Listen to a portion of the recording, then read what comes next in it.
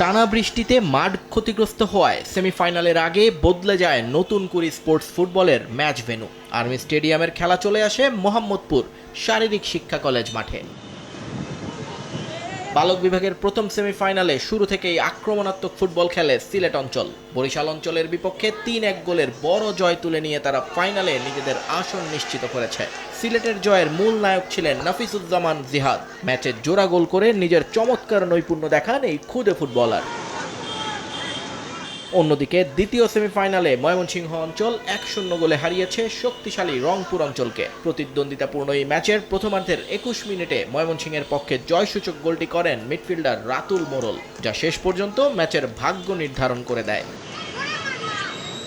বালিকা বিভাগের প্রথম সেমিফাইনালে খুলনা অঞ্চলকে ২-০ গোলে পরাজিত করে ফাইনালে জায়গা করে নিয়েছে রাজশাহী অঞ্চল।